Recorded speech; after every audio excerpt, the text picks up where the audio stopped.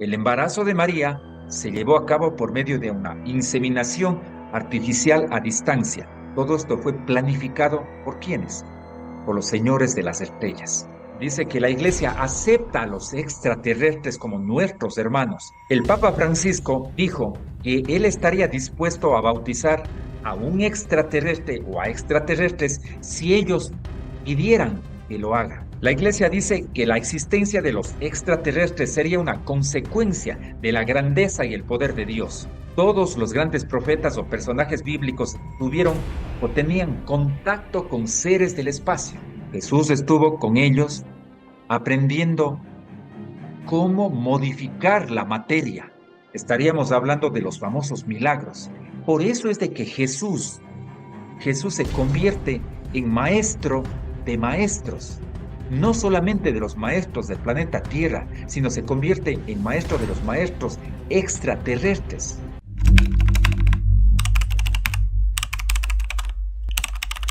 Es imprescindible que en un tema que puede ser sensible para algunos, seamos capaces de ser tolerantes al criterio del otro, porque en eso precisamente radica la inteligencia humana, en saber escuchar, discernir y llegar a una conclusión.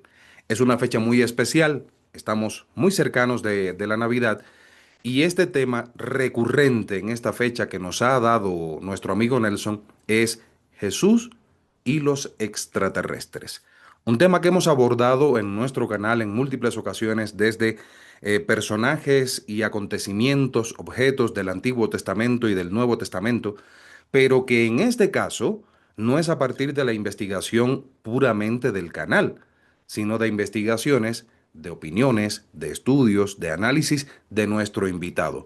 Así que, mi querido Nelson, primero que todo un fuerte abrazo, te agradezco muchísimo que estés aquí con nosotros y tu oportunidad de saludar también a las tantas personas que te siguen.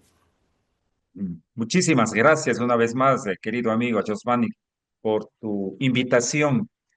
Siempre prestos a continuar con tratando de acercarnos lo mayor que se pueda a la verdad. La verdad total nadie la tiene, pero responsablemente tratamos de dar estas investigaciones, de que salga a la luz estas cosas que a veces nadie se atreve a decir. Y sobre todo este tema que vamos a tratar tan álgido, tan controversial, pero tan importante. Jesús, el maestro de maestros, que tiene que ver con los señores de las estrellas, los señores del cosmos. Así es.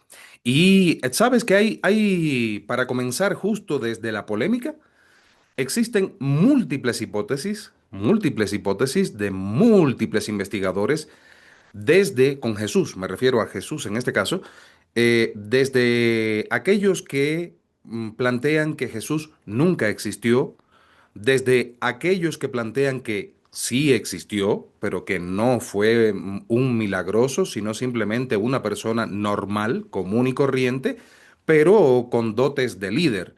Están también aquellos que mantienen la teoría de que Jesús y otros personajes de la Biblia, objetos que aparecen en la Biblia, situaciones, no son de este mundo, sino que plantean que pueden ser extraterrestres incluso.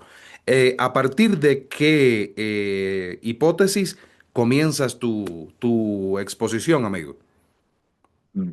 Justamente Jesús, Yeshua, cientos de nombres para el mismo personaje, un ser que sí existió, un ser que posiblemente sea mucho más de lo que vamos a explicar en este tema, un ser que tenga más facultades, más poder y que sea mucho más amplio de lo que, al menos de lo que nos muestran las religiones, sí, pero mucho más amplio inclusive de lo que vayamos a hablar ahora.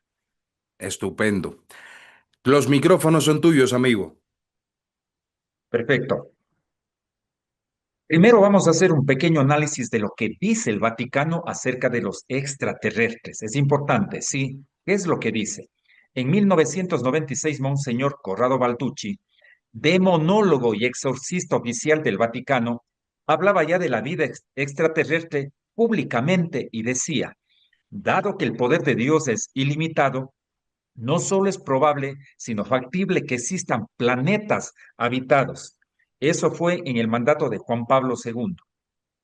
En 2008, José Funes, astrónomo en jefe del Vaticano, dice que la Iglesia acepta a los extraterrestres como nuestros hermanos y se da el primer coloquio de conferencias de astrobiología para tratar el tema de la vida extraterrestre. Posiblemente esto no conozcan los amigos, nunca hayan escuchado hablar de esto, pero son datos importantes. El Papa Francisco, el 12 de mayo del 2014, dijo que él estaría dispuesto a bautizar a un extraterrestre o a extraterrestres si ellos pidieran que lo haga, bautizarles a ellos. Astrónomos del Papa están buscando vida en el espacio. Hay una tendencia por parte de la Iglesia Católica llamada exovaticana, que sería una nueva y distinta tendencia de pensamiento acerca de la vida en el universo. El Observatorio de Astrobiología del Vaticano tiene uno de los más poderosos telescopios, ¿sí? Y extrañamente y curiosamente se llama Lucifer. En el año de 2013, los investigadores Chris Putman y Thomas Hurnen publican un libro llamado Exovaticana, y en este libro plantean que el Vaticano está preparando un sorprendente plan para la llegada de extraterrestres que salvarían al planeta Tierra. La Iglesia dice que la existencia de los extraterrestres sería una consecuencia de la grandeza y el poder de Dios. El padre Goy Goldson Magno dice, muy pronto las naciones buscarán la salvación en seres alienígenas. Ese telescopio de última tecnología que tiene el Vaticano y uno de los más efectivos se está utilizando para investigar la vida en otros planetas, para lo que decíamos, para la astrobiología y búsqueda de exoplanetas. ¿Qué son los exoplanetas? Son los que se encuentran en otras estrellas, en otras galaxias. Estos detalles, amigos, es importantísimo indicar porque posiblemente nunca hayan escuchado hablar de esto.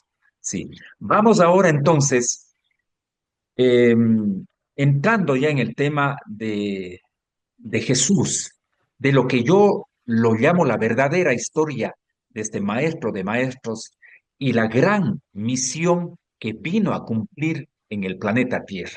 Sí, y tiene que ver estrechamente, ligada estrechamente con el tema de los señores del cosmos. Sí, está completamente ligada la figura de Jesús, la misión de Jesús, la vida de Jesús, las obras de Jesús con el tema extraterrestre. Y se van a ir dando cuenta por qué. Este tema, amigos, no pretende ser de aspecto religioso, sino más bien de investigación y divulgación. Solo trataremos de buscar la verdad. Es un tema que manejaremos con todo el respeto según las creencias que cada uno tiene. Al final del programa pretendemos que nuestra fe salga fortalecida, acrecentada, pues solo trataremos de explicar ciertas cosas que no sabemos o que fueron omitidas u ocultadas. Hablaremos de Jesús, el Señor del tiempo, según la perspectiva extraterrestre. La Biblia no es solo un libro, son más de 72 libros, 45 del Antiguo Testamento y 27 del Nuevo, según lo que indica el catolicismo. La Biblia judía no acepta todos los libros del Antiguo Testamento. Muchos de los pasajes de la Biblia son metafóricos. La Biblia tiene de todo. Tiene poemas, tiene cantos, tiene historias, leyendas, etcétera, etcétera. Pero este libro, esta unión de libros, formó parte del proceso cultural y del desarrollo de todo un pueblo, buscando su propia identidad, o sea, el pueblo de Israel. Y como representa la síntesis de la humanidad, es aplicable a todo y a todos. Vamos a recordar esto. Jesús mismo decía, yo os daré la verdad y la verdad os hará libres. Pero, ¿liberarnos de qué? Esa es la pregunta. El único pecado que sería la ignorancia. Todos los grandes profetas o personajes bíblicos tuvieron o tenían contacto con seres del espacio. Así es. Si chequeamos la Biblia, nos vamos a dar cuenta que es un libro de contactos extraterrestres. Elías, en su famoso carro de fuego. ¿Qué era el carro de fuego que vio Elías? Pues era una nave extraterrestre. Moisés, subiendo el monte Oreb, en donde salían llamas, Moisés abriendo el Mar Rojo, Moisés haciendo que aparezcan las 7 plagas de Egipto. Todo eso eran fenómenos extraterrestres. Recordemos a Ezequiel que vio un artefacto de ruedas, ¿sí? Y Jonás y la supuesta ballena que dicen que le tragó. No, esto era un OSNI, sí, era un objeto que estaba en el agua y él entró en este objeto, no era ninguna ballena que le tragó. Bien, para la venida de Jesús existió toda una preparación. Recordemos que Abraham, extrañamente, no podía tener hijos, pero a la final, con la ayuda de los de arriba, nace Isaac. Isaac se casa con su segunda esposa llamada Rebeca, que tampoco podía tener hijos, pues era estéril. Sin embargo, nace Esaú y Jacob. Jacob se casa con Raquel y tampoco podía tener hijos y nace José, pero el de los sueños premonitorios, ya que sabía cómo interpretarlos. Y al final de ellos, de toda esta cadena, está Joaquín y Ana, que serían los padres de María. Entonces vemos que a lo largo de todos estos personajes existieron muchas intervenciones de los señores de las estrellas. Para poder entender, amigos, el tema de por qué viene Jesús al planeta Tierra y de cuál es su misión, tenemos que dar esta explicación que lo voy a hacer en este momento. Sin esta explicación, quedaría como un vacío. ¿Sí? Esto tiene que ver con lo que se denomina el famoso plan cósmico, ¿sí? El plan cósmico o el experimento Tierra, en donde estamos inmiscuidos todos los seres humanos y también extraterrestres, intraterrestres y todo un equipo, ¿sí? Para este experimento. Bien, según los extraterrestres, hay 3 universos, ¿sí? Y en nuestro universo físico, de esos 3 universos del físico, tiene 7 dimensiones. Hay también el universo mental con 2 dimensiones y el universo espiritual, ¿sí? En donde mora Dios o es la casa de Dios. Aunque Dios está en todos los universos, regado en todas las partículas, en toda su creación. Existió hace miles de años, hace millones de años en el universo físico un estancamiento, una paradoja, ¿sí? Y no pudieron pasar las entidades extraterrestres que estuvieron en ese entonces desde la sexta a la séptima dimensión, hasta la última dimensión. Y se llega a una conclusión que es porque avanzaron muy rápidamente. Se les dio mucha información en poco tiempo y sin esfuerzo alcanzaron dimensiones altas como la sexta dimensión, primera, segunda, tercera, cuarta, quinta, sexta. Y fue que por falta del verdadero amor se estancó la evolución, el amor, pues no vivieron estas entidades, estos seres, el amor en todas sus formas. Entonces, en un gran concilio de entidades del universo mental, de este otro universo, sí, llamados los ultraterrestres, deciden llevar a cabo un gran experimento y crear una humanidad que a la final seríamos nosotros, para que vivamos el amor en toda su extensión. Y es más, después logremos enseñar al resto de seres, estamos hablando de otras entidades, de seres del cosmos, cómo se puede llevar a cabo esta misión. En este concilio, uno de los seres más comprometidos, aquí suena un nombre muy extraño, sería Luzbel. Sí, es un ser ultraterrestre de este universo mental el que dio una idea de experimentar, de que se haga un experimento, pero con civilizaciones ya antiguas que habían tenido un proceso de evolución y no con una civilización nueva. Esa era su propuesta, esa era su moción. Brillante, tal vez la moción de hacer un experimento, pero sin embargo, el resto de seres ultraterrestres no estuvieron de acuerdo con unos detalles, sino se propuso que, a los que les tocara participar en este experimento tendrían que ser una raza nueva, una raza recién creada, sin experiencia alguna. Cuando se creó el proyecto ya instalado en el planeta Tierra con la creación de seres humanos, cosa que es extensa, ¿no? Esto tiene que ver con el plan cósmico. Sí, entonces, ya el ser humano estaba creado y empezó a pasar por distintas facetas, por distintas fases, perdón, sí. Entonces, Al final las cosas se les escapa de las manos a los señores de las estrellas con este experimento. Eso sucedió. De hecho, este experimento Tierra se abortó como unas 3, como unas 4 veces, por distintos motivos. Se fue abortando y se fue abandonando. Se abortaba y se abandonaba el experimento Tierra. Se abandonaba a los seres creados, ya seres humanos de hace miles de años se les abandonó, sin distintas épocas. O podría llamarse, de pronto alguien puede poner el nombre de los famosos resets, sí, los resets que ha habido en el planeta Tierra. Pero en todo caso, se les escapó de las manos a los que chequeaban el experimento Tierra, pues no se conseguía lo que ellos querían, lo que se propusieron en esta planificación. No. Entonces, ¿cuál era el punto exacto, el condumio del asunto del experimento? Vivenciar el amor en todas sus facetas, en todas sus aristas, en su totalidad. Eso no se dio, eso no se daba. Pasaron muchas épocas y eso no se daba. Entonces, eh, decidieron o estaban a punto de decidir estas entidades, estas altas jerarquías, en eliminar el proyecto Tierra, en desaparecer el tema de la Tierra y de los seres humanos que estaban ya creados hasta ese entonces. ¿Por qué? Porque no había el resultado que ellos querían. Pero en un último intento por salvar este plan, deciden que un ser venga a la tierra a vivir el amor en todos los aspectos y en toda su intensidad, viviendo una de las más grandes manifestaciones del amor, que sería el perdón, el perdón. Entonces, ya se pueden imaginar quién fue esa única entidad, ese único ser que quiso formar parte directa para dar esa última oportunidad a la Tierra, a los seres humanos, a esta gran planificación. Bien, vamos a dar datos importantes aquí.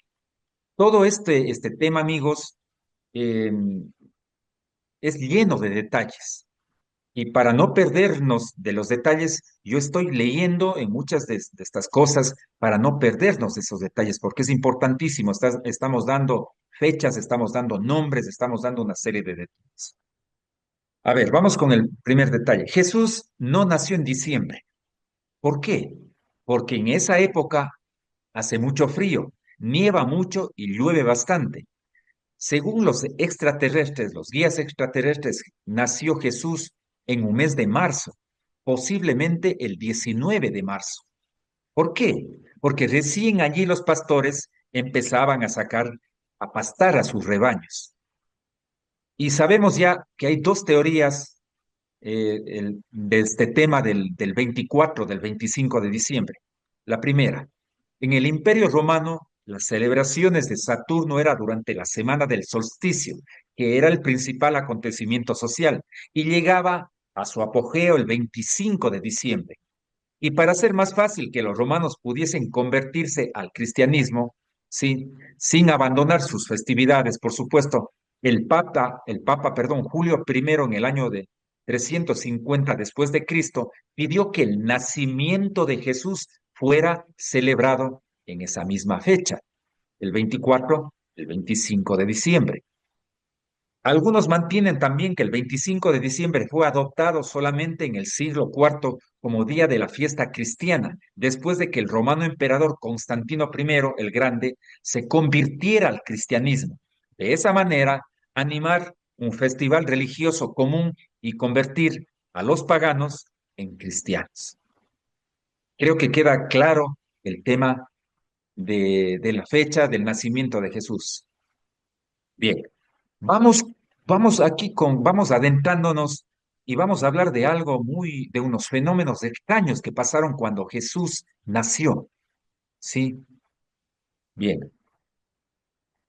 Por vía astral o de sueños, José, hombre justo y sabio, fue advertido que el embarazo de María era algo programado desde lo alto, por lo que, por lo que de su parte en el plan era el de darle cobijo, o sea, José era una figura que solamente le iba a dar cobijo, le iba a dar orientación, ayuda, apoyo a María.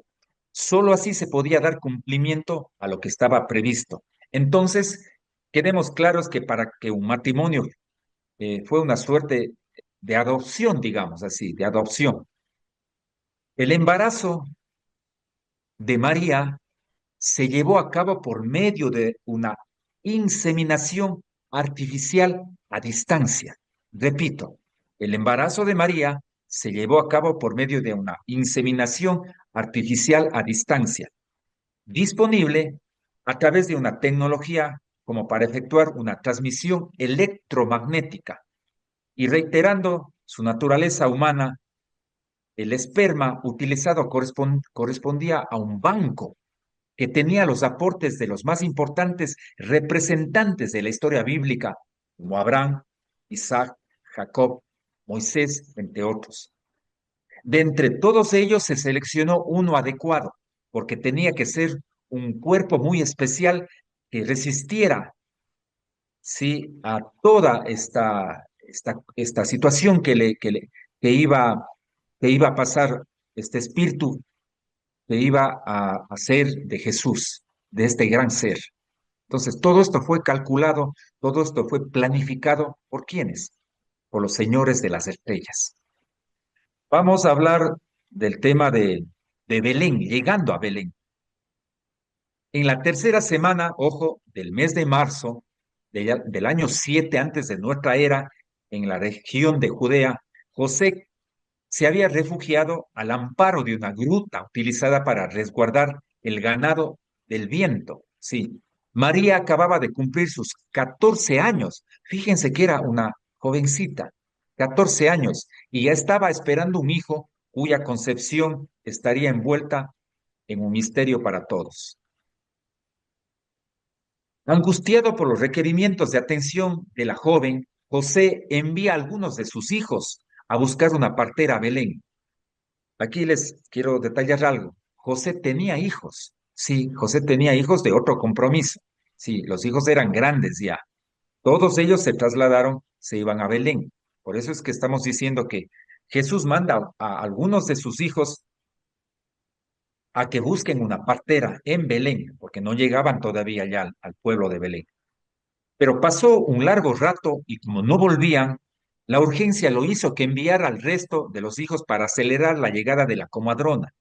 Se quedó así solo con la parturienta, solo para ser testigo de eventos extraordinarios. O sea, se queda solo con María, se quedan solo los dos en esa gruta. José contempla un lucero hermoso, sí, en el firmamento estrellado, pero este lucero no se mantuvo quieto, sino que empezó a hacer toda suerte de movimientos en zigzag y luego se colocó en la vertical donde ellos se encontraban. Empezó a descender vertiginosamente acompañado de una explosión, liberando un extraño vapor a manera de niebla, transformándose rápidamente en una nube, pero clara y brillante. Aquí pasa un fenómeno extrañísimo que vamos a relatarles. El rato del nacimiento de Jesús era como que si el tiempo se hubiese detenido para dar cabida a una nueva realidad, a una nueva realidad, a un nuevo ser que traería esperanza a todo el planeta Tierra. Se había formado una especie de portal hacia la cuarta dimensión. Detalle. El susto fue mayúsculo para José, que inmediatamente recordó haber dejado solo a María, sí, eh, cuando salió José, porque él también sale a buscar ayuda, y el rato que sale en busca de ayuda a los pastores, ve él que los pastores están detenidos, que las ovejas están en su hocico mascando el heno, el pasto. Sí, todo está detenido. Y José se asusta y dice, ¿qué está pasando? Todo estaba detenido, todo estaba paralizado, los pastores paralizados, las ovejas detenidas, los otros animales. Entonces se asusta José y se acuerda de que dejó a María y regresa rápidamente. Sí, y, y ahí se va a topar con otras sorpresas viéndole a María. Él ve que desciende un haz de luz brillante y a través de este haz de luz brillante que baja hacia esta gruta, bajan tres entidades, tres seres luminosos, de apariencia humana, pero muy altos en comparación de los extranjeros que solían venir por los caminos de aquella provincia romana. Aquellos hombres, entre comillas, de resplandecientes túnicas blancas, dice, em, le dan asistencia a María. Sí, ellos le dan asistencia a María. Entonces, em, esto como que alivió a José y al mismo tiempo sorprendido de estos hombres, entre comillas, ¿no? Por eso la carga de responsabilidad de la incomprensión de los demás a lo largo de los meses después de que se conoció su embarazo eran tremendas para José, tremendas, sí, y para María igual. Dos de los luminosos seres se colocaron al lado de la joven, mientras que el del medio se mantuvo frente a ella. Inmediatamente los tres visitantes se inclinaron ante María en señal de respeto y reconocimiento de su persona y su sacrificio. Ella estaba representando y encarnando a la vez a la nueva mujer, a la nueva tierra, a la madre cósmica. Sí, aquellos que se encontraban en los laterales extendieron sus manos a cierta distancia por encima del vientre de ella, mientras que aquel que se encontraba al frente lo descubrió respetuosamente. Luego alzó sus manos, juntando las palmas y separando los dedos. En ese momento una poderosa energía a manera de esfera de luz se concentró en las manos y al descender con ellas hacia la joven postrada, se efectuó una cesárea totalmente aséptica, extrayendo del interior de la madre al niño predestinado, cortando de inmediato con la misma energía el cordón umbilical, procediendo de inmediato a limpiarlo y lo depositaron en los brazos de la madre. Luego aquel que llevó a cabo la operación selló la herida con luz, de tal manera que María, la Virgen del templo, fue virgen antes, durante y después del parto. Repito, según los hermanos del Cosmos, esto pasó un 19 de marzo. Volviendo al relato, fueron entonces estos seres estelares los primeros en rendirle homenaje a aquel que, teniendo el mismo nivel que ellos, venía a la Tierra para llegar a ser en un momento más que ellos. Vamos a hablar de los famosos Reyes Magos, sí, de los Reyes Magos. Pasaron 2 años en que la familia debido al portento vivenciado en el lugar, se había radicado en Belén. Fue entonces que llegaron a Judea los llamados magos del Oriente, que en realidad eran miembros de una secreta orden mundial positiva conocida como la Hermandad Blanca de los Retiros, sí, interiores. Ellos venían siguiendo una misteriosa estrella, que no era otra cosa que una nave portadora de los mensajeros del cielo, la que terminó deteniéndose sobre el lugar donde la familia vivía. Repito, esto era ya 2 años del nacimiento de Jesús. Hasta allí fueron aquellos hombres santos que habían partido hacia 2 años desde Mesopotamia, después de haber realizado toda suerte de cálculos astrológicos. Venían trayéndole al niño objetos que le habían pertenecido en su vida anterior, porque aquí estaríamos hablando de que Jesús ya tuvo una reencarnación anterior o reencarnaciones anteriores en el planeta Tierra. Sí, entonces le traían como juguetes que él tuvo en otras vidas. Y dicen que él se llamaba Yeshua ben Yosef. Yeshua ben Yosef. Entonces Jesús pudo reconocer sin dificultad esos juguetes. Fueron suficientes los cálculos y las sincronías para saber que él era el enviado, el libertador, el Mesías esperado, aquel ungido desde antiguo para sacar a la humanidad del único original pecado que arrastra, que es la ignorancia. Los magos o maestros a continuación entregaron a la familia también esto, recursos económicos para que se pudieran radicar en Egipto durante algunos años, para preservar así la vida del niño. Después de esto, lo alabaron y se regresaron por otro camino conscientes que se había iniciado un tiempo nuevo lleno de esperanza y que algún día la humanidad lo entendería y asumiría el reto de su propia cristificación.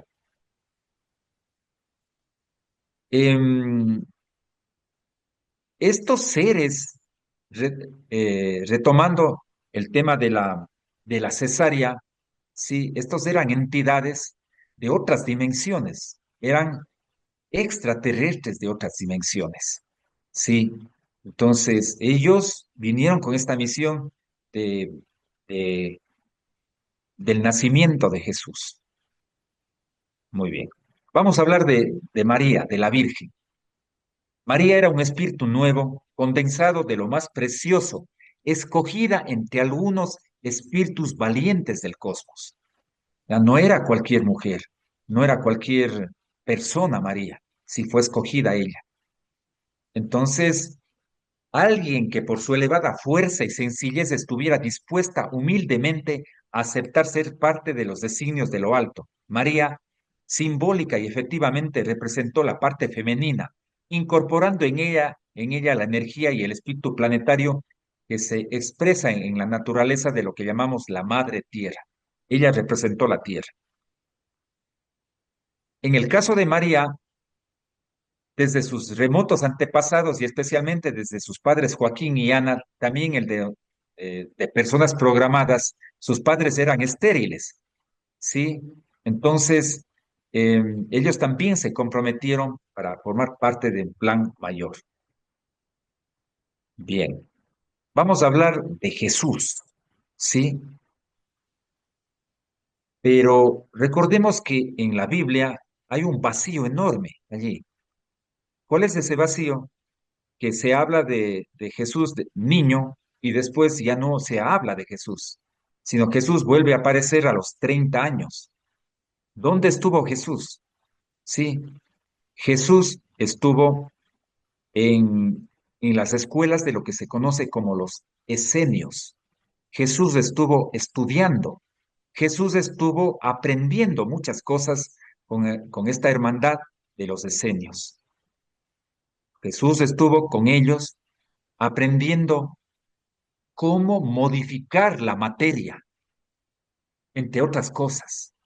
Estaríamos hablando de los famosos milagros. Jesús aprendió cómo se puede modificar la materia. Ejemplo, Jesús aprendió cómo se puede resucitar a una persona que está muerta, y no muerta de horas, sino muerta de 2, 3 días. Lázaro. Jesús aprendió a sanar. Jesús aprendió a curar todo tipo de enfermedades. Jesús aprendió muchísimas cosas con estos decenios. Sí, entonces él vuelve a aparecer durante todo ese tiempo de estudio y se habla también de que Jesús anduvo por algunos lugares. Sí, de Egipto se habla de que visitó otros países, inclusive se habla de que Jesús visitó hasta América mismo. ¿Sí? Jesús estuvo estudiando, Jesús estuvo caminando, Jesús eh, estuvo adiestrándose, ¿sí? Para la vida ya de adulto. Aquí pasa algo aún todavía más extraño en esta parte cuando Jesús ya tiene 30 años y empieza, digamos así, su vida pública, ¿sí? Desde los 30 hasta los 33 años. Em, una de las entidades del universo mental llamado Miguel o Micael, recordemos que son seres ultraterrestres, sí, quiso venir a formar parte directa de este plan, de este experimento, de esta planificación y apoyar a Jesús directamente.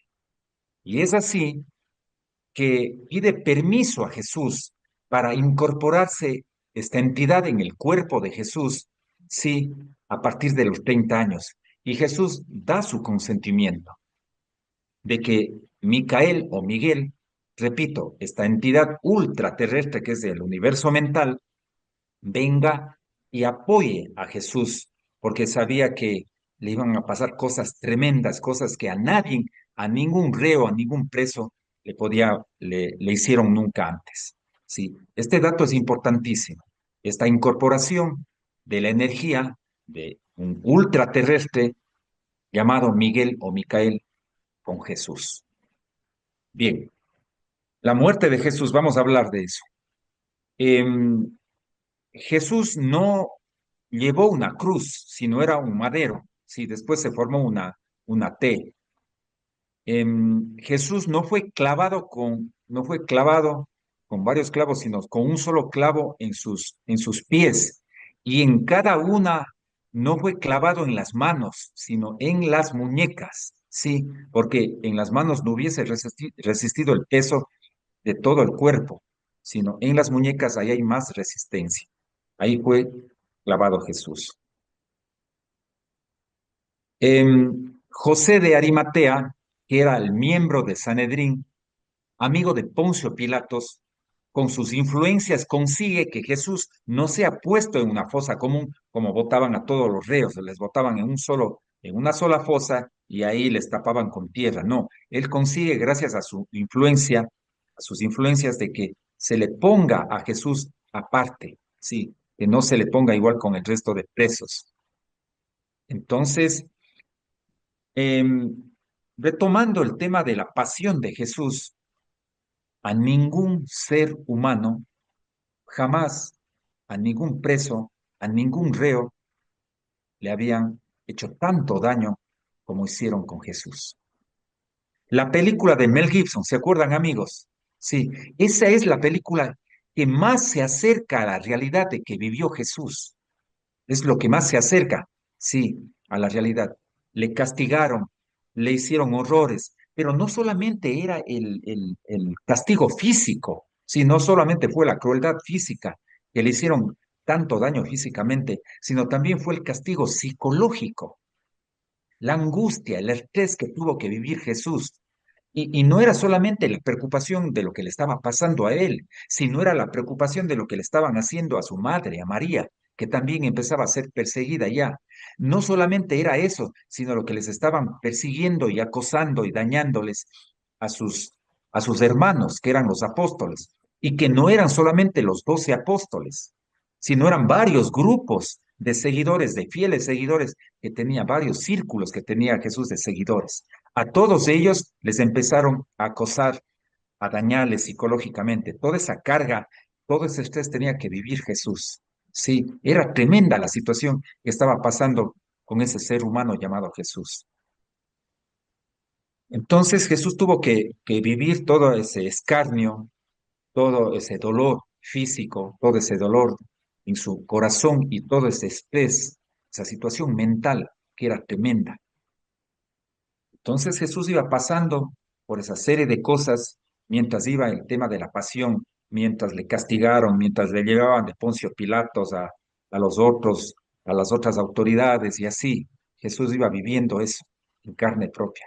Jesús aceptó todo eso. Jesús aceptó todo eso. Sí, iba viviendo, iba sintiendo el dolor, la angustia. Bien, entonces aquí hablábamos del rato que Jesús está ya crucificado. Jesús está ya faltando unas horas en el Gólgota antes de morir. Bien, aquí pasa algo trascendental, algo contundente, ¿sí? Y recuerden lo que Jesús dice. Jesús dice, Dios mío, ¿por qué me has abandonado? Sí, pero aquí hay que analizar esas palabras que dice Jesús. Jesús no está diciendo en realidad, no está diciéndole a Dios, al Padre, no.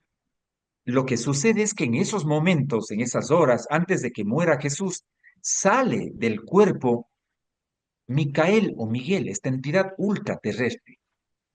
Sale a propósito, le deja solo, le abandona. Por eso es que Jesús reclama y dice, Dios mío, ¿por qué me abandonas este rato cuando más te necesito? ¿Por qué te vas ahora que te necesito más? Y es que era necesario que esta entidad ultraterrestre abandone a Jesús. ¿Para qué? Para que él solo tome sus últimas decisiones, para que él solo tome esas decisiones contundentes que vamos a hablar y a explicar. Sí, por eso es que él reclama de alguna forma, diciendo que Dios le está abandonando. Y no es que Dios le abandonaba, sino era que este ser, esta entidad, sale del cuerpo de Jesús, ¿sí? Y le deja solo completamente. Después recordemos lo que dice Jesús. ¿Qué dice ya minutos antes de su muerte? Jesús, en vez de haberles dicho, castígales, Dios o entidades superiores o hermanos del cosmos, mira todo lo que me han hecho, todo lo que me han destrozado, todo lo que han destrozado a mi familia, a mi madre, a mis hermanos. No, ¿qué dijo Jesús? Esto fue contundente.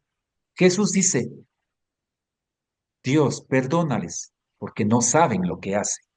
Dios, Jesús en los últimos momentos aboga por sus carceleros. Dios en sus últimos minutos aboga por todos los que le hicieron daño. Dios pide que no les pase nada a toda la gente que le hizo daño a él. Llega justamente llega a la máxima, a una de las máximas expresiones del amor, que es el perdón. Toda la vida de Jesús estaba llena de eso, llena de amor, llena de sacrificio por los demás, llena de misericordia, llena de sanación y de cosas, de servir, de servir. Todo el tiempo servía Jesús a los demás, sin esperar nada de recompensa. Y al final, cuando él pudo haber maldecido todos los que le hicieron daño, él abogó y dijo, perdónales, porque son ignorantes, ellos no saben lo que están haciendo. No les hagas daño. La máxima expresión, el perdón.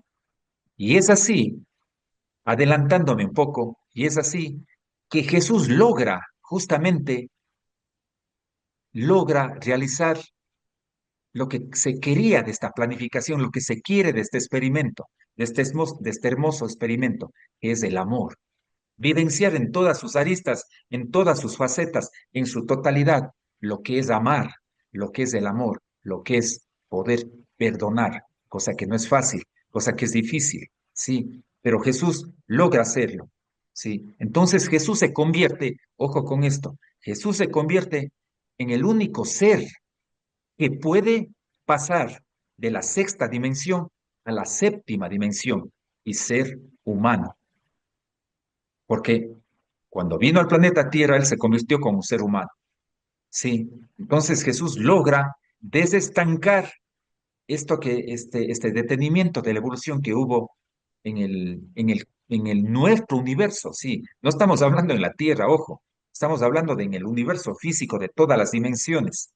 Por eso es de que Jesús se convierte en maestro de maestros, no solamente de los maestros del planeta Tierra, sino se convierte en maestro de los maestros extraterrestres, porque Jesús les enseña a todo el mundo cómo sí se puede amar, cómo sí se puede perdonar.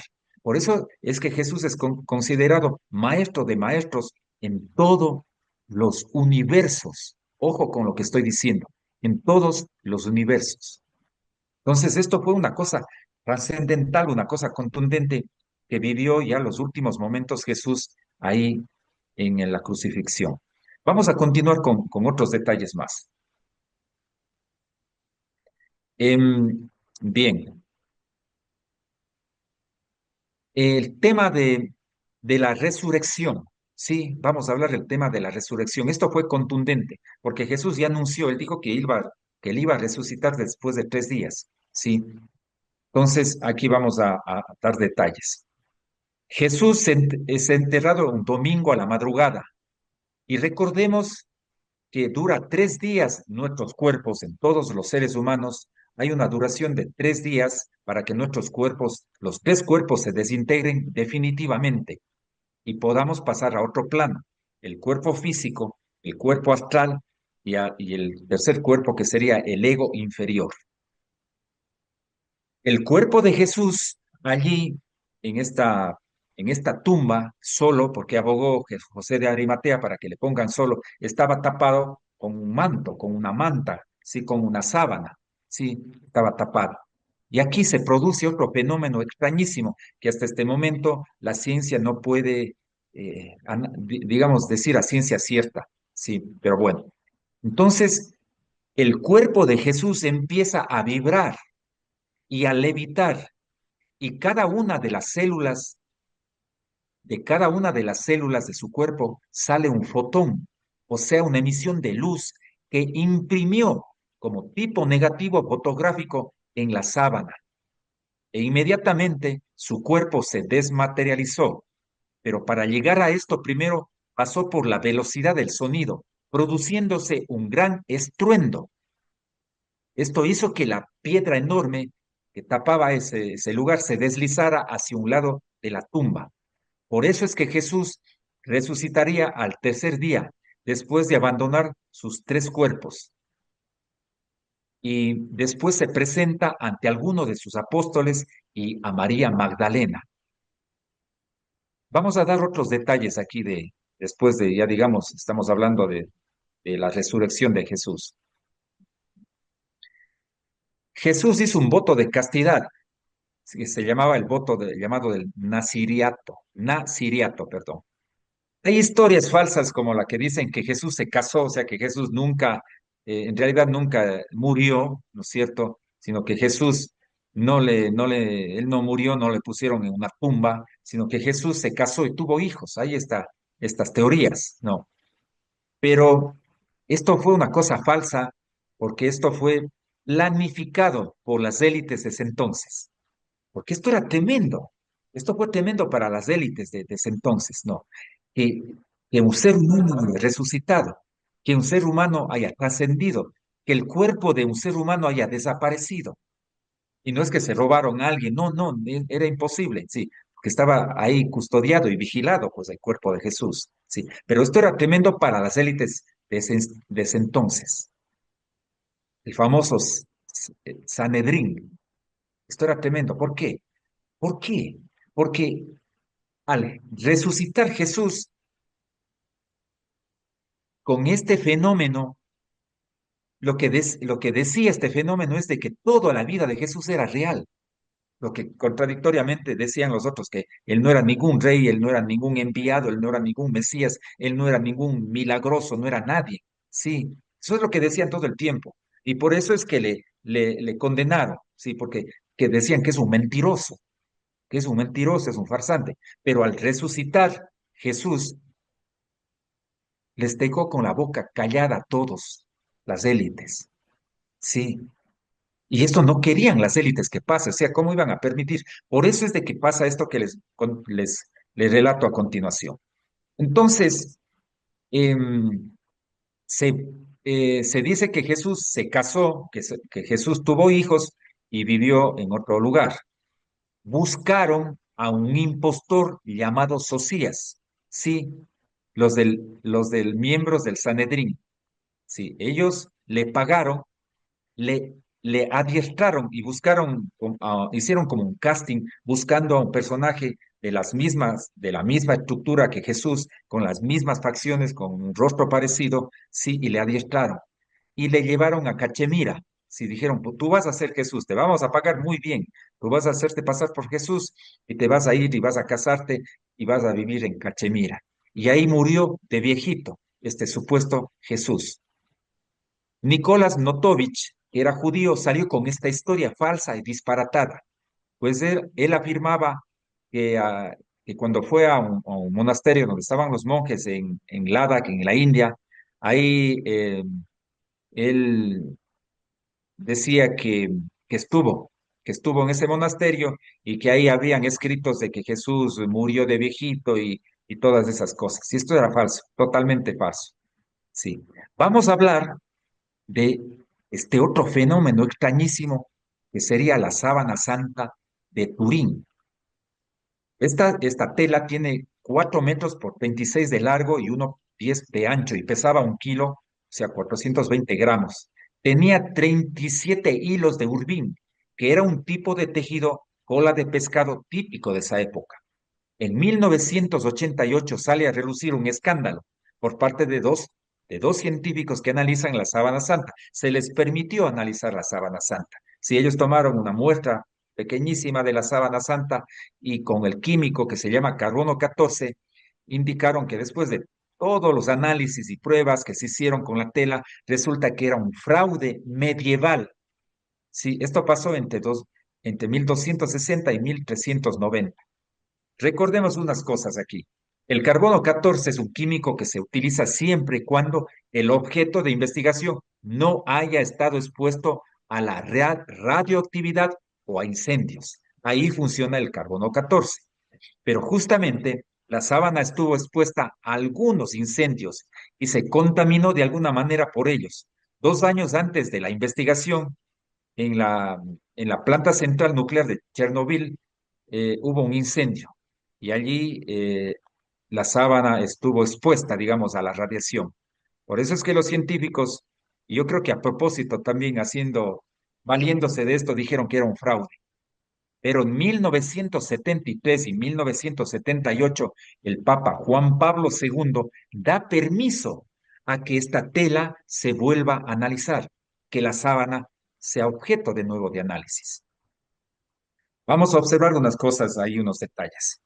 Los nazires se dejaban crecer el pelo, los nazires, y el personaje de la sábana tiene tanto cabello que le llega hasta la cintura. Detallísimos importantes. Se observa la total flagelación, o sea, estamos hablando de la tela, de la sábana, sí. Se observa la total flagelación del cuerpo producida por los latigazos. Esto está impregnado en la sábana. Está desollada una parte de la espalda y del hombro por llevar el madero o tronco. También se ve en la cabeza la huella de una corona de espinas. O sea, era cierto el tema de la corona de espinas. También se ve la huella de los clavos en las muñecas y en los pies. Investigaciones. Según investigadores, entre los años, decíamos, 1973 y 78, ellos utilizan en la sábana unas técnicas, ¿sí? Y una de estas se llama la palinología, repito, la palinología, que es el análisis de los microscópicos granitos de polen de las plantas. Entonces, si esta tela, si esta sábana estaba en los tiempos de Jesús, tenía que tener ese polen porque eso quedaba impregnado. Sí, este tipo de polen queda impregnado en telas. Tenía que tener ese tipo de polen de esa época, de las plantas de esa época. Y justamente fueron encontradas, ojo, 16 clases de plantas propias del desierto de Judea. Entonces, según el doctor Mark Frame, la sábana estuvo justamente en los tiempos de Jesús. Seguimos con el análisis. Se utiliza también la técnica de la termofluorescencia con las manchas de sangre de la tela. Entonces, de ser sangre, se tornan fosforescentes, dando como resultado efectivamente que eran manchas de sangre y sangre humana. Esto es científico. También gracias al microscopio electrónico, se vio que en las huellas de la sangre de los pies había óxido de clavo. También la imagen está en relieve, o sea que detrás de la sábana estuvo un cuerpo y no fue una pintura. Sí, porque dijeron que esto es una pintura, de que esto ha sido creado a mano, una serie de teorías que se dijeron, tratando de desvirtuar el tema de la resurrección de Jesús, el tema de la sábana. Otros detalles. Sobre los ojos, en los párpados de Jesús, del cuerpo de Jesús, estaban dos monedas de un lepón. Entonces, 3 años antes de que Jesús fuese crucificado, salieron esas monedas y tienen el símbolo del báculo de Poncio Pilato. Una de las monedas es del mismo año en que Jesús murió, pues en honor a Livia Julia, ese año y por un error se acuñaron, salió la letra volteada, por un error de acuñación sale la letra volteada. Y una de las monedas en uno de los, digamos, de los ojos tenía justamente esa característica. Al final, la sábana pasó por muchas manos, de Jerusalén a Edesa, a Constantinopla, Francia y al fin descansa en Turín. Según los científicos, el proceso extraño que sufrió esa tela es irrepetible y único. Con el respeto que todos los que nos están viendo merecen, crean o no crean, tengan fe, no la tengan, sostengan lo que sostengan. Yo vuelvo y repito, es importante que veamos todos los acontecimientos y todos los personajes de nuestra historia desde los diferentes ángulos.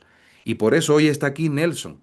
Por eso está Nelson aquí para que nos muestre su visión de este personaje, un personaje que muchos aseguran que sí existió, que fue un personaje histórico, pero ¿quién fue este personaje histórico realmente? ¿Quién fue? Y esta perspectiva de Nelson nos abre una ventana a muchos para analizarlo. ¿Qué más tienes que agregar al respecto, mi amigo? Solo como un mensaje de la vida de Jesús, nada más. La misión de Jesús fue una de las más importantes de todos los seres humanos y una de las más hermosas y difíciles de cumplir, pero Él lo logró gracias a la fortaleza, voluntad. Él era un gigante del amor, para mí era un superhombre y más que todo lo logró porque poseía la energía más poderosa de todos los universos, que es el amor. Él nos mostró el camino, Él abrió esa gran puerta o quitó esa barrera que todos podemos hacerlos, no solo Él lo dijo, ustedes pueden hacer cosas más grandes que las que he hecho yo. Entonces, Jesús vino a recordar a la humanidad de que este planeta ha sido seleccionado para seguir un proceso que le permita alcanzar niveles muy altos de conciencia, como lo han hecho otras civilizaciones. Sí, entonces inclusive es posible llegar a superarlas. La Tierra es un lugar en donde es posible conectar los universos entre sí y lograr el enlace definitivo con el universo espiritual. El ser humano tiene la capacidad bioquímica y espiritual que debe ser despertada. Jesús aceptó y se preparó para sufrir en carne propia lo que es la purificación planetaria, mediante pruebas muy duras a nivel material, moral, psíquico y espiritual. Pero lo logró. Todos podemos lograrlo. Así es, todo depende de nosotros, de lo que seamos capaces de asumir para nuestras vidas. Y en una fecha tan importante como esta para tantas familias en el mundo, que es justamente eso, de unión familiar, de reflexión, de análisis, de replantearse la vida en pos de nuevos retos, de nuevos caminos, de nuevas puertas para la propia humanidad. Como decíamos en una entrevista anterior, mucha gente se aferra al hecho de querer cambiar al mundo, pero no se cambian a sí mismos, primero que todo. Si no son capaces de cambiarse a sí mismos, ¿cómo van a cambiar al mundo? Lo primero que tenemos que cambiar es a nosotros mismos. Entonces, Nelson, para ti, ¿quién fue Jesús realmente? Pues cada vez que lo analizo, lo chequeo, lo vivo en carne propia, para mí fue un superhumano. El libro de Urantía habla de que Jesús fue un ser, un Dios creador. Sí, no sé, no sé si sería este tipo de ser más grande. Posiblemente fue más grande de lo que sabemos. Sí, pero acá, en esta línea de tiempo, vino a ser un ser humano y fue un superhombre que demostró que se puede vivir el amor en todas sus facetas, que sí hay cómo y que nosotros estamos hechos del mismo material que Jesús. Como siempre le digo a nuestro público, nosotros en Mil Historias no damos conclusiones finales. Las conclusiones las dan ustedes. Ustedes sacan después de reflexionar, sacan sus conclusiones. Nosotros somos un vehículo para la reflexión. Somos un tránsito hacia el momento de pensar y llegar justamente tras el discernimiento a esas conclusiones. ¿Quién fue Jesús para ti? Es importante que lo dejes aquí en los comentarios y que conversemos al respecto, que dialoguemos al respecto. ¿Jesús fue un ser real? ¿No existió? ¿Fue un ser interdimensional? ¿Fue justamente un alienígena? Cada cual tiene su propia imagen de Jesús y cada cual tiene derecho a decirlo con respeto a todos los demás. ¿No es así, Nelson? Así mismo, exacto, justo así, pero de que existió ese personaje, existió. De que fue grande, fue muy grande. De que fue un ser súper amoroso, lo fue. Y Perfecto. ahora que estamos justo en el tema, en la época de Navidad, aunque según nuestras investigaciones y creencias, voy a decir esto como un mensaje, no importa que Jesús no haya nacido en diciembre, pero para mí se genera en todo el planeta Tierra una energía especialísima de la generosidad, de la bondad en Navidad, una energía de la compasión, del dar a los demás algo. Aprovechemos esa energía ahora que estamos en Navidad. Así es, comparto completamente contigo. Y, y por supuesto que comparto tus palabras también. La Navidad de Jesús es una justificación maravillosa para hacer el bien. Para ello es una justificación estupenda. Nelson, nos vemos quizás mañana con la otra entrevista que va a estar candente, candente, la Eh, verdadera historia de América. ¿Qué nos trae Nelson? Pues muy probable sea mañana. Muy probablemente mañana vas a tener la oportunidad de conocer lo que nos tiene por ahí reservados Nelson Pineda Brito, ufólogo, investigador, gran amigo de Mil Historias y gran amigo de todos ustedes también, que a través de nuestro canal nos hace conocer, nos hace acercarnos a lo que él ha investigado por años. ¿No es así, amigo mío? Te esperamos entonces mañana. sí, va a estar tremendo este programa. Ojo, no voy a hablar de historia, porque vayan a decir esto, él va a hablar de historia. No, no, no, no. Voy a hablar de hechos reales y concretos que van a descalabrar, eso sí, la historia de, no solo de América, sino, yo digo, de gran parte del planeta Tierra. Y ya muchos de ustedes se cuestionan esa historia conocida. Así que vamos a ver si nos refuerza ese cuestionamiento nuestro amigo Nelson el día de mañana. Un abrazo, mi amigo. Que estés muy bien en tu querida Cuenca. Un abrazo a todos ustedes.